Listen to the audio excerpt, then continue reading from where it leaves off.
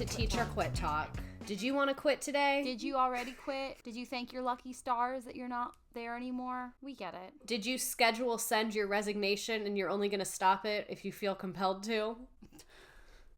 That's a fabulous idea, honestly. No, it really is. Like, if you have to send a risky thing, send it for like 24 hours later, and then unless you feel like the overwhelming urge to go not do it, just let that sucker ride. Right. So, today we're talking about a topic that is very important to me and near and dear to my heart, and I think that is one of the biggest crises, however many plurals you could make crisis, that's what I want, is recess. I want to talk about recess. And talk about recess we shall. You told me that you had a really good idea. I do. Should we start with your really good idea? Yes. So I always say, if I was Queen of the United States, if I got to do whatever the fuck I wanted, and I mean that authoritarian queen. I get to do whatever I want. There's no Congress. There's no state. I get to do whatever the fuck I want. I'm queen. When that happens, this is what I would do. Every child, K through 12, should be legally mandated to have a full hour of recess every single day. And you might be like, Miss Redacted, what the fuck are teenagers gonna do with recess? And my answer to you is whatever the fuck they want, because it's recess. So I think that they should be able to walk the track during recess. I think they should be able to lay in a little field studying. I think they should be able to lay in a field with no thoughts. I think they should be able to hang out with their friends under a tree in the shade.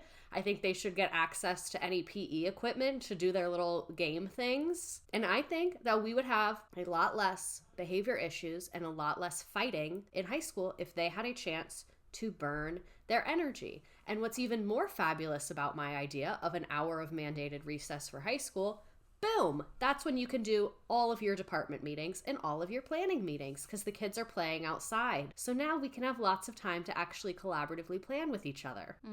But we would have to have playground staff or whatever that would be in high school, because that's always the issue for us is like, who watches the children? And most of the places that I've worked, I've had duty free, but I had to work recess duty last year for the first time, and I did not enjoy. When I was teaching, we had duty free lunch, and the admin and our security would watch them during lunch. So I feel as though that should be the plan. Well, they really should. Whoever in this school's not a teacher, get your ass outside. It's literally good for every age. We think of recess as like playtime. It's not really the most important part of recess, in my opinion. It's like socialization and conflict resolution and collaboration, just figuring out your own shit, like as a human being. Like, you know, what do you want to do? What makes you feel rested? What's a good use of your own time? All of that. But at the top of the list is like, they don't have to be bossed around. They have autonomy. They can do what they want. They can have their little goblin time. Yeah, and we all need it. Like, I would be at recess, grabbing little chunks of grass, making little potions, do it like whatever the fuck I was doing. We had watched Bring It On in like kindergarten, and we were doing fucking fake cheerleading stunts on the grass. That was what the 90s was like, you guys. This is what the children need. It's really what they need. And think about like the amount of companies like your Googles, your Zooms, the various corporate overlords that many of us work under, the amount of companies that have implemented like Wellness Fridays where like all employees get like an hour to go be outside, go take a walk, whatever. There is so much evidence that that is a positive thing for people of all ages. It's wild to me that A, we limit recess to elementary school, and B, even within elementary school, kids do not get nearly as much recess as they used to. Well, and I was even going to say something about the school being structured like a fucking prison, and then I was like, wait, you get yard time in prison. Stop. A lot of them do. No, I'm sure it varies. I know. Like, I'm sure it varies, but like from things I've heard, a lot, yeah. Even in max security. Wow. It's wild that we put teenagers who are literally experiencing the most insane hormonal changes of human life. It's wild that we put them in a cinder block building under fluorescent lighting and don't allow them to move around. And then when they fight, we're like, what the hell? Why would you do that? Like when they get upset or throw something, everyone's like, whoa. If we didn't have duty-free recess, we wouldn't get planning time. some days. We don't get prep period unless the kids are doing something else, obviously. So like art class, if there's whatever, but you have to teach PE. If I had to teach PE, I would literally send an email to the principal and be like, real quick, if I needed 30 Pelotons, how realistic is that? My poor children. Someday, one of my third graders from last year is going to grow up and listen to this. And I just want to say, I'm really sorry that I gave you the PE education that I did. I didn't know what the fuck I was doing. I had a class in it to get my credential, but they would rotate us through 4 different sections of the yard, as you all know it was called. It was just cement. We had a kickball area where my kids would fight over who was going to be the pitcher, but they never ever were allowed. This is so bad. We started the year with a fake ball because a couple reasons. One, we had 2 balls and the rest of them were deflated. So if somebody else was using the balls, like at the handball court. Whoa. For the school? You had 2? For our PE equipment, because the fucking head of the playground managers, who's the same one that used to take chips off of my kids, the same one who screamed at me for letting my child have hot chocolate in the classroom, and the person who yelled at me about the Post-its. I've told all these stories on the podcast. That person is the head playground honcho. How does one get into playground management? I didn't see that as an option when I was picking a degree. Girl had been there for like 30 years. Like, she was running that bitch. This is her motherfucking playground. It's her school. No one's having fun unless I hear about it first. Right. Because they rotate principals every 3-4 years. But not playground managers. She was camped out. That's like the English monarchy. When you're appointed, it's till you die. She's the one that wouldn't let me use the laminator. She had control over the laminator. I wasn't allowed to use it, and she like put my letters through and it crumpled. God, you all have heard the story. You know this person. You guys are personally acquainted with her. Anyways, I'm so glad that we've all gotten on the same page because now I can talk freely. So last year, no, God, I keep calling it last year and it's not last year anymore. That's so depressing. Ugh. Okay, so we had like 2 balls, right? One classroom that had 2 balls. There were 2 other balls,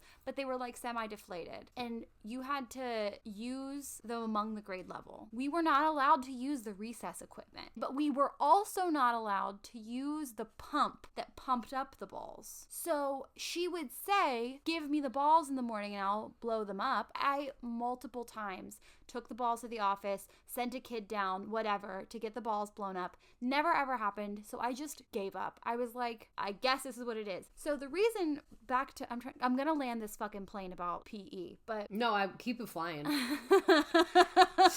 That's like the banner above our podcast is like, we don't land planes here. This is the Bermuda Triangle of conversations. That's fucking hilarious. That's the funniest Planes thing enter and do not land. They really don't. Well, anyways, so what the fuck was I talking about?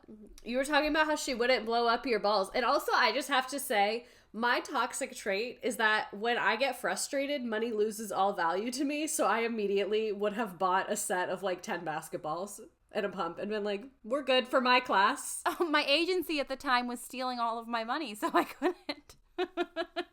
That's what other teachers did. They had their own balls. And I also didn't have anywhere to store the balls, and I didn't want to buy somewhere to store the I could have just made a TikTok video and been like, listen how sad this is, and I would have gotten everything I ever wanted, but I don't do that. I would have gotten a pack of balloons and just blown up like 3 for each recess and been like, once they're popped, that's how you know recess is over. Now you're thinking. Well, the playground manager used their stuff for recess. You're allowed for recess. We couldn't use it for PE, even though the shed was right there. Regardless. So the kickball thing, if we were at the kickball station for like a month and a half, my class last year was so violent with one another. It was just like they would be standing in line to do kickball and they'd turn around and just punch someone and like it would turn into a brawl, and that's not the kind of athletic activity that we're trying to establish in this classroom. And I realized that really quickly. I was like, you know what, maybe they don't understand the game. Maybe we need to like take it back and like walk through how we play kickball. So I tried to do that, but then what would happen is somebody would kick the kickball and then a bunch of my boys would go and grab it and then start fighting over the ball. So to back it up even further, I was like, we need to scaffold this clearly. So I removed the ball. So they, for a few rotations of kickball, could only play imaginary kickball. And in doing so, they would kick the imaginary ball, and I would, as a director, yell, run to first base, and then so-and-so, go to second base, and I would tell them what to do. They never did, in the end, learn how to play kickball. I eventually changed it so that they all just stood in a line, and somebody was the pitcher, and they kicked the ball, and then the people would go grab it, and then that would be it. They would return the ball, and then they'd kick it, and I just gave up on the bases thing. I was like, this isn't working. So anyways, that was one rotation. The other was basketball, which we weren't allowed to have co-ed basketball. Aren't they like 5? Aren't they like 7 or this something? This was 3rd grade. Yeah. I don't know why. To be honest with you, I never knew. I had like 5 or 6 girls, so they got their own basketball, of which, as you can imagine, there were very few. And they got to go to a separate basketball hoop, and they loved Good that. for them. That's what they deserve. Yeah, and they had the best basketball time. For the girlies. Yeah, WNBA. Exactly. They would line up and just throw the ball and clap for each other. And I was like, that is the energy that I want. That is what it's all fucking about right here. That is ladies supporting ladies. Mm-hmm. I had some boys who wanted to go play with them. So every time they asked, I said, yes, I did. Because the boys that asked were like sweetie patooties. Okay. You know, they were like the 8-year-old boys that were very like sweet and quiet and didn't want to get into fist fights on the basketball court. They were like, I'm not really liking the NBA WWE rotation. If I could switch to WNBA, that seems a little more my speed. And they never minded. They were, as long as they stood in that line and chucked that ball, they were all happy as can be. So anyways, that was basketball. And then it was not a playground rotation, but you better fucking believe that I made it one. It was just that Did you area. just like give them a box or something? Like, it had the playground structure on it, and all the playground structure was 2 monkey bars and a metal slide, and I just let them play on that. I was like, go for it. Instead of trying to craft up another game, I was like, this is playground day, and we love that. That's actually core strength day. Playground day is core strength day. I know. And then there was handball, which there were 2 handball courts, and that was very highly coveted, and they got hyped. They loved handball. Anyways, that was PE all year long, except for the time that I tried to allow them to play soccer, which was the time that one of my students gave my colleague a brain bleed. Not soccer. Is nothing sacred? They were just passing back and forth, but my student turned around and kicked the fucking ball into the basketball court and hit my colleague in the head, and then she had to get medical attention for a while. Yeah, she's okay now. One thing that we'll never experience, but I hope that it happens, is that one of these kids in your class is going to go on to another school, or maybe like be doing an icebreaker at freshman orientation for college or something, and someone is going to mention kickball, and they're going to be like, yeah, with the invisible ball, and everyone is going to be like, what the fuck happened to you? What are you talking about with the invisible ball? They're going to be like, well, you can't use the real ball because everyone keeps killing each other, so then your teacher makes the invisible ball for the rest of the year. My class. I don't know how much I've talked about. I know I've made TikToks about it, but if you don't know about my class in 2021. They were a lot. They put you in the Vietnam of teaching trenches. 3rd grade. So what was happening was, in 1st grade, it was basically the same roster that I had when they were in 3rd, but they triggered the heck out of each other. Like, one of the strategies you can use is like spacing kids apart and giving them their own space. There was not enough space in that classroom to keep the kids away from each other that pissed each other off so deeply. And you're talking about 12 kids that were at some point on a behavior plan to like help them maybe manage their anger or manage their outbursts or walking, whatever it was, eloping. We had it all, and they did not get along for the most part. So like, we did so much SEL, but it was wackadoodle time in my classroom, and I felt so bad for them, because it's like, I would just sit on the desk sometimes and be like, listen guys, I know you're mad, I get it, but we can't punch each other. I can't even intervene. This was the class that like, they were all lined up for lunch, and I leaned down to put something in the grade book, and somebody just decked a kid and knocked my whole line over. They did that outside once too, and there was blood. It was really bad. So all that to say, the imagine original if those plane, kids had an hour of recess managed by somebody else every day. Right. And here's what I was going to say. If you're in a Title I school, you might not have the staff allotted to be a PE teacher. That money might go somewhere else. But that was technically like second recess or third recess. What do you mean? In the morning, they have one recess. Then they have lunch recess. Then they have, at the end of the day, PE. But PE is, like, not great. So they had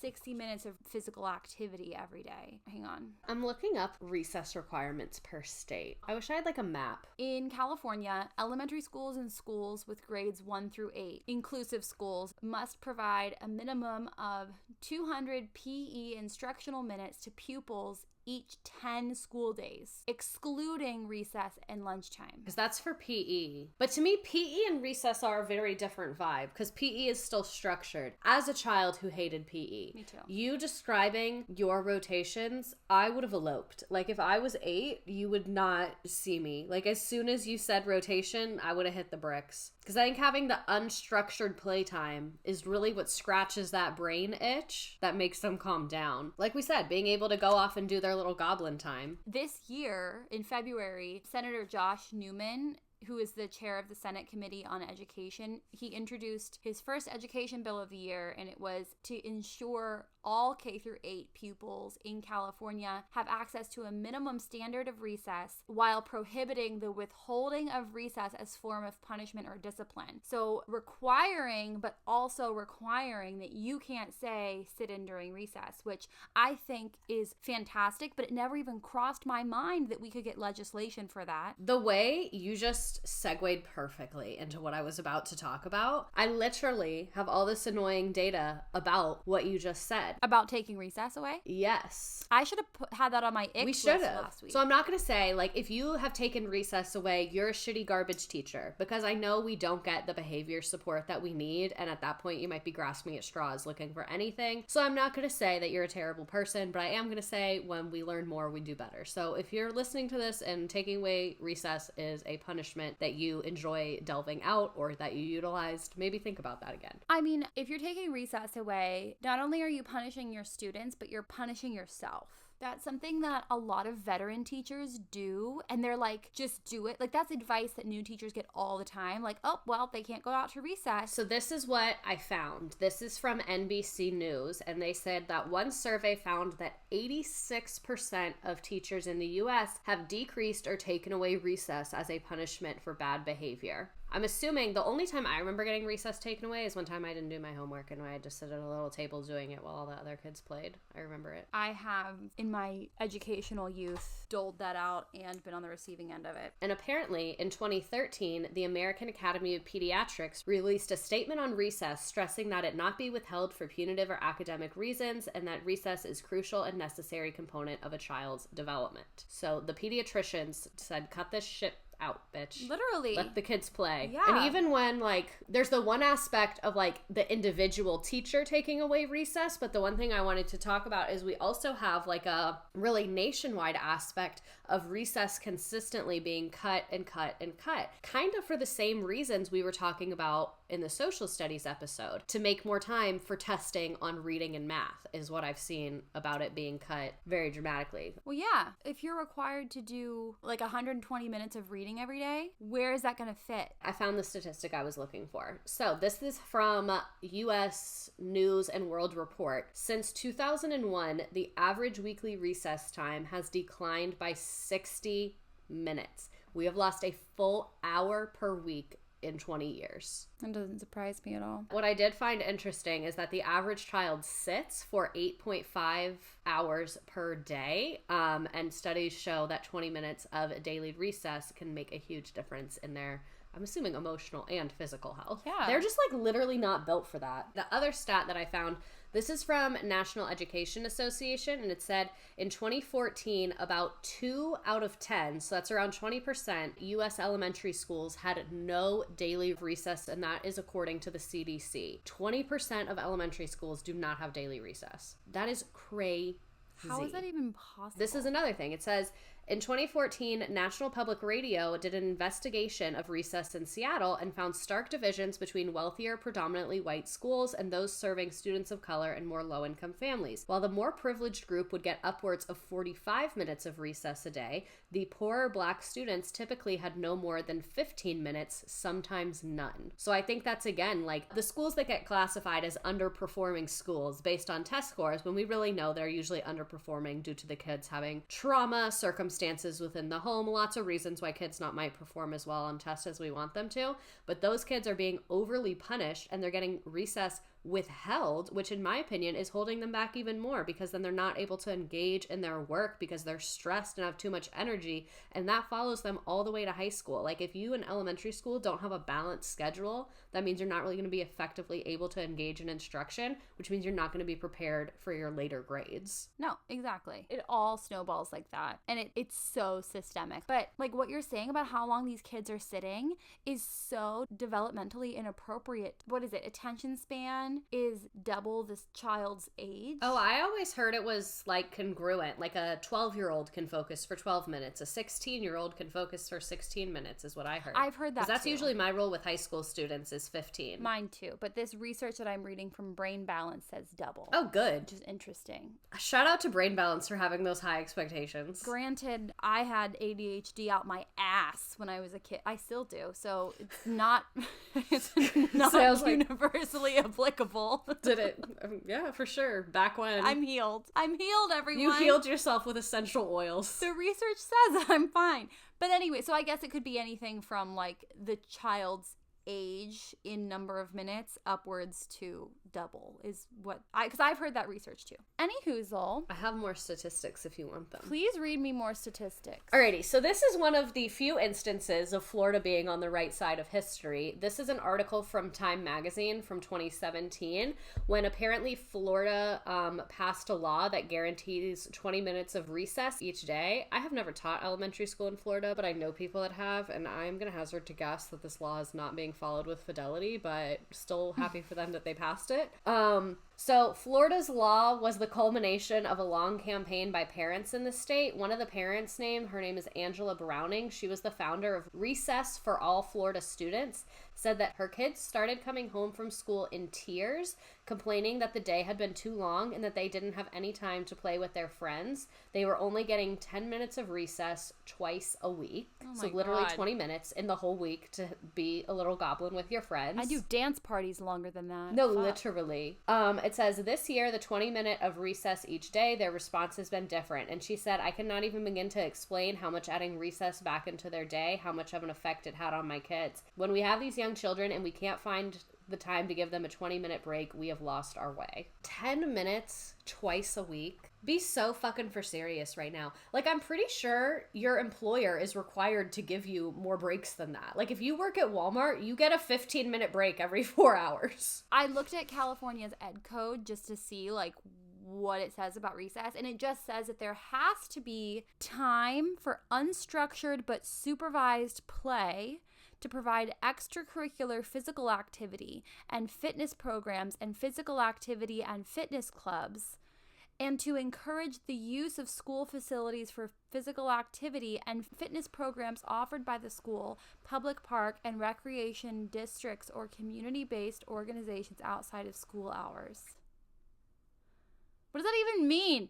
That doesn't mean anything. It says do it, but we don't care how. They're like, do it, but if it's not at school and not on your time, and also you don't facilitate it at all, that's also cool, because some parents sent us some nasty letters, so we're gonna pass something, but I don't really give a fuck, so. Whatever. I used to break Ed Code every goddamn day because I didn't say the Pledge of Allegiance, so suck it. My favorite thing that's ever happened in my classroom, ever, I actually debated if we should talk about the Pledge of Allegiance today. We should talk about the Pledge of Allegiance, but maybe not today. It's on our list. I know. I'm going to save my pledge story then. Okay.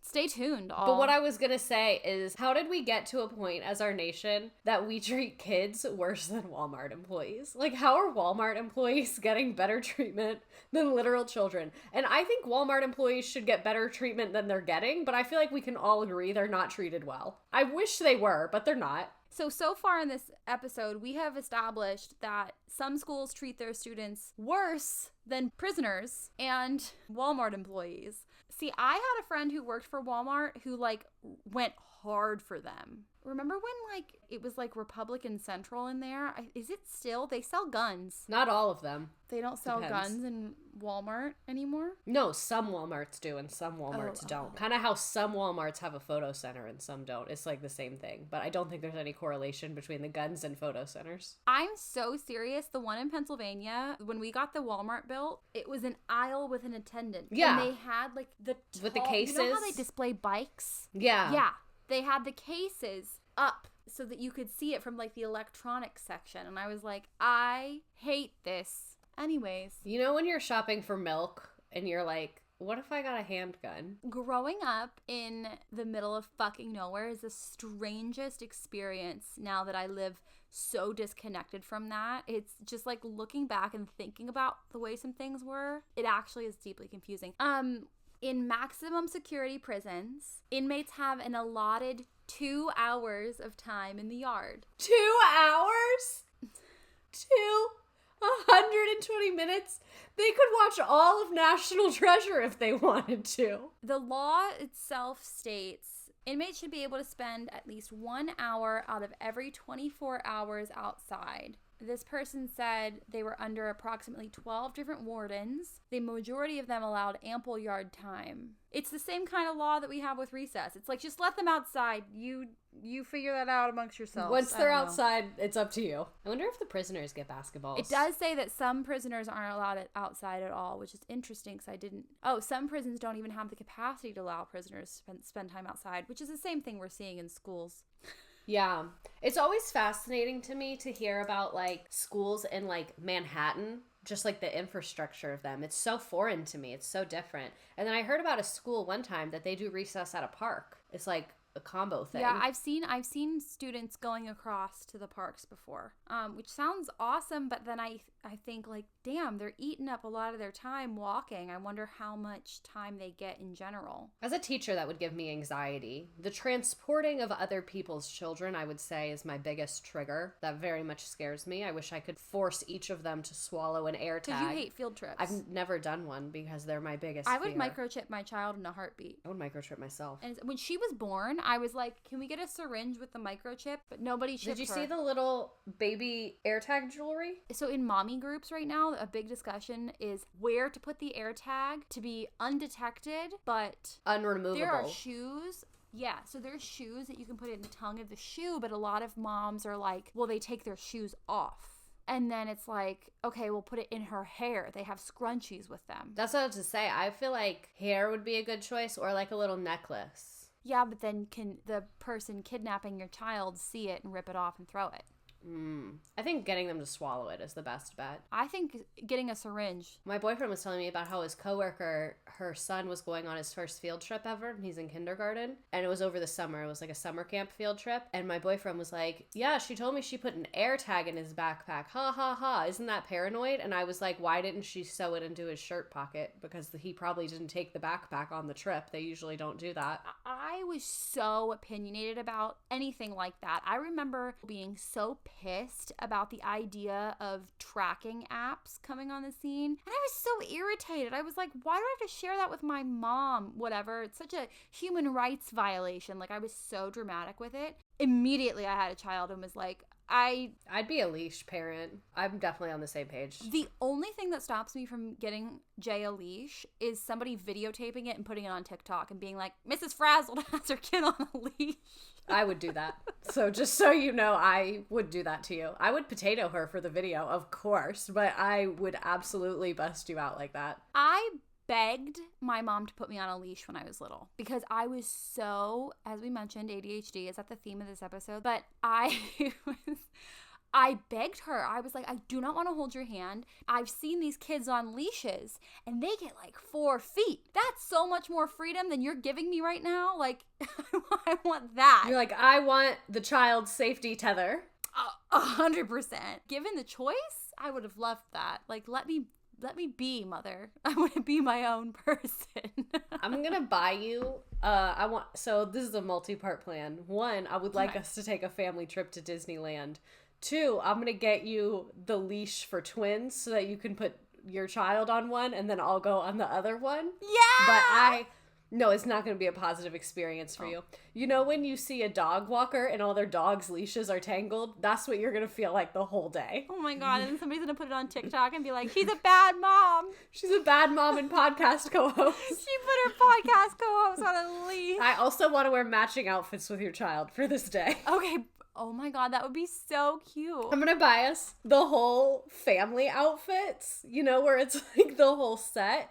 And then I'll just get like the chubby 12-year-old baby one and shove my body into it. And then you and your husband can wear the parent ones. That's amazing. Anyways, so wow, we have covered a lot of things. I have to say this because I keep fucking editing and kicking myself in the face for not saying it.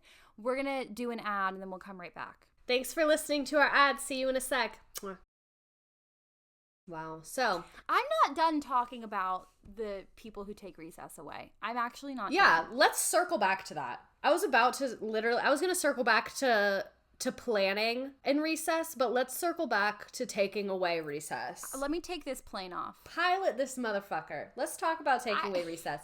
Because I'm going to be overly diplomatic because I'm terrified of elementary schoolers. And you're never the diplomatic one. So this is pretty shocking. So this is, okay, I'm diplomatic because I will always be diplomatic to someone who's making a decision out of desperation. And because we have heard from so many teachers that did not get support with behavior management and did not have effective systems in place by their school for behavior management, I can see where if you know that if you send a kid to admin, they're just going to get snacks and come back, that is a punishment that is within your control. And I can see where you would be grasping for that. That doesn't make it right, but I can see where if you were just like at your wit's end and you're like, I don't know what to do to make you be good and no one is helping me, where that's a thing you could end up doing. And I think you could do it without being malicious. Thank you for your perspective. I don't think it's always a malice intent decision, but that doesn't make it a good decision. I am going to keep my mouth shut about Don't. some of the things that I want to say. No, don't.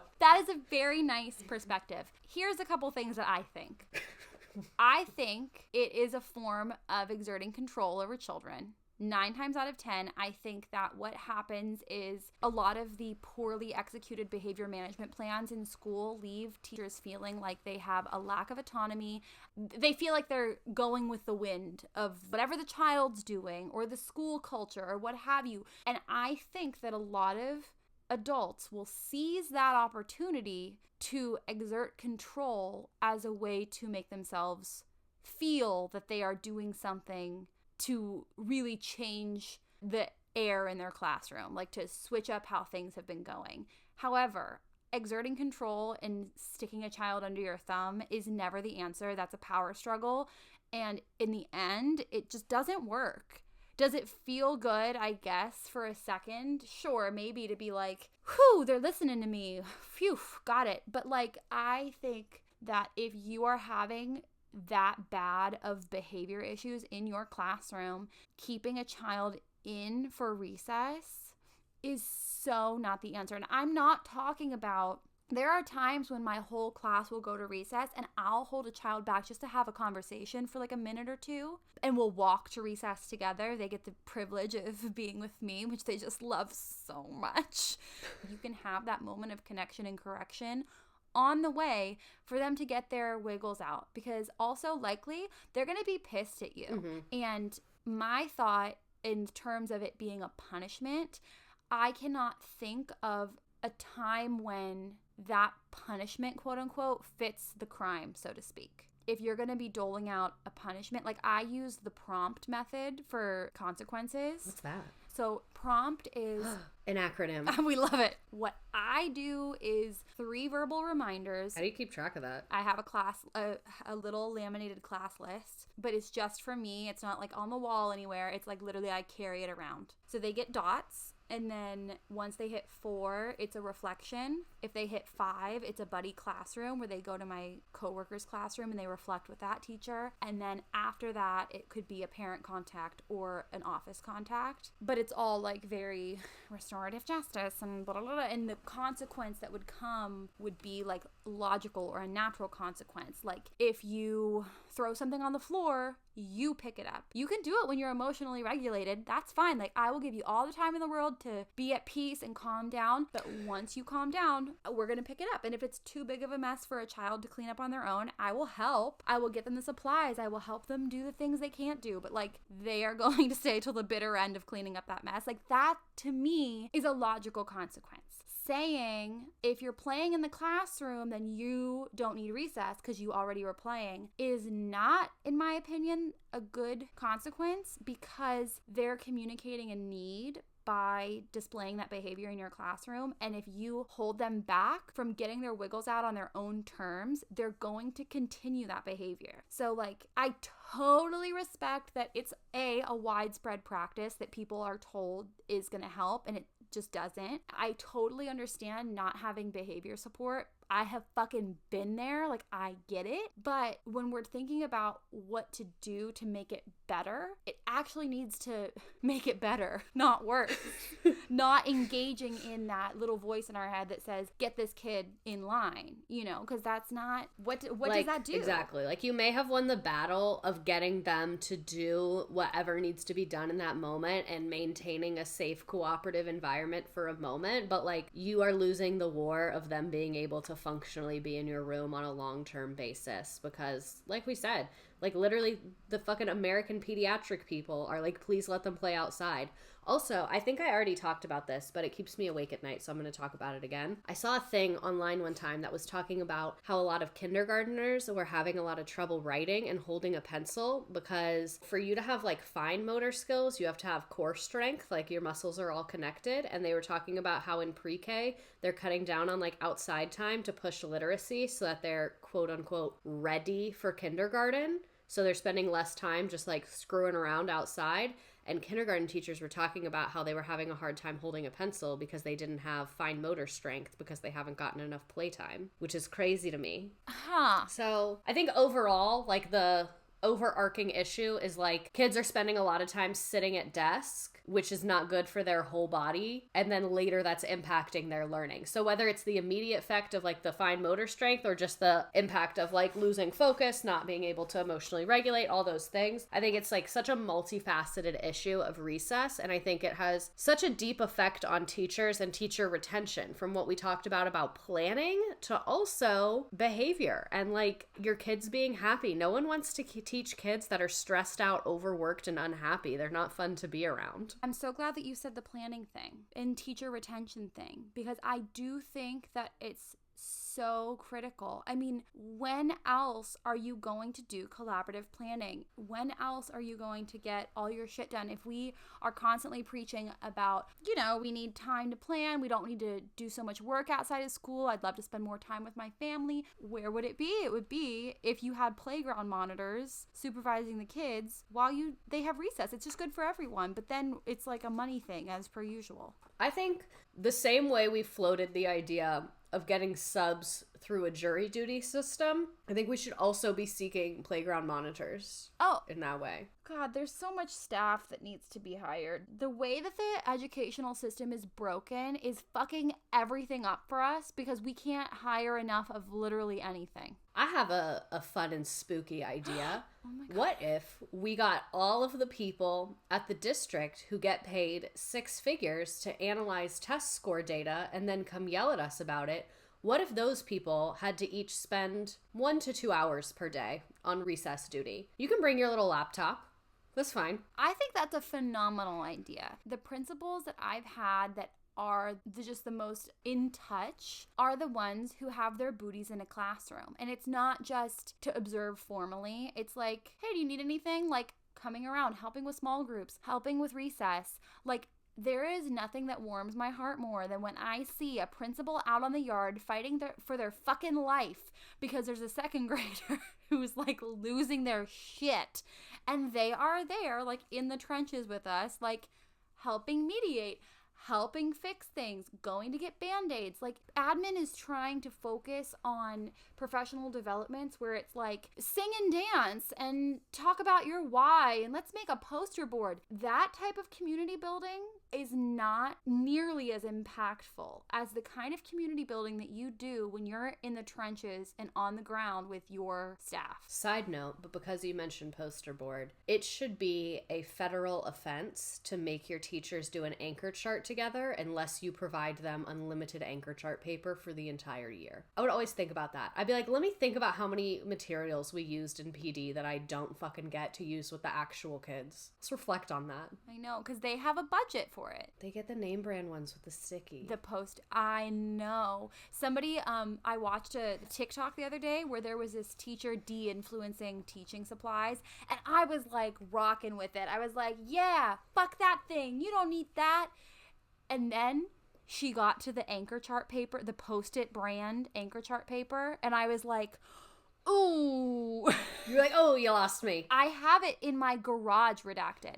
I literally hoard it. Me too. Well, I don't have a garage, but I have it. It's so sad because it's like when you buy those really nice candles and you won't burn them. That is the anchor chart Post-it paper of the teaching world, because I barely make anchor charts, and when I do, it's like I meticulously plan them because it's $50, and so I have 2 packs of it in my garage just sitting there because I had hoarded it. I have a fun use for them because I also have some hoarded anchor chart paper that I used the other day. But I need it when I go back to teaching, but okay. I'm just saying for anyone listening. I had a bunch of little things that I wanted to hang on a wall. Like I had like my diploma, some art, like I wanted to make not a gallery wall, but like a little spot. So what I did is I traced them all onto the sticky paper, so then I could like get the shapes, like I traced them and then cut them out so that I could peel and stick them and arrange it lots of different ways before I put holes in the walls. That is quite genius. So if you are not a teacher and you need to do that project, buy it and you'll only use like 2 sheets and then just drop it off at your local elementary school. Someone will use it. Someone will use it and probably come out of the school and kiss you on the mouth. Yeah, so be prepared for that. Yeah, know that they're excited. It's not like a sex thing. It's not sexual. It's purely joy. Pure joy. Pure unadulterated joy. Is there anything else we should say about planning time before we talk about what we should do about it? A great way, like if any education leaders are talking about this, when you are telling teachers that we need to do things like differentiated instruction, data-driven instruction, we need to do all of these things that we know are important and we know are effective, giving teachers more recess time is a way to actually get that done. Like the way to really drive student achievement and to effectively implement new strategies is to give people the time to do that. Recess is a win-win. The kids are winning because they're getting their wiggles out and it's good for their brain, their body, everything. And then the teachers are winning because they get more planning time. And then the district is winning because both those things will drive scores, which is all y'all give a fuck about to begin with. That's really well said. I fully agree with it. I think like the way that I've kind of hacked the system for myself is every 6 to 12 minutes or whatever, I've given my kids a body break of some kind, whether it's like get up and do a dance party, get up and do a go noodle, whatever, but like that's very helpful. And I think there's also the thing like who has the time? I agree with you, but I get really stressed sometimes. I'm like, but we have to get through this content. We have to sit your booty down and listen to teacher. Like we're gonna land this plane. Bark, bark, bark. Bark, bark.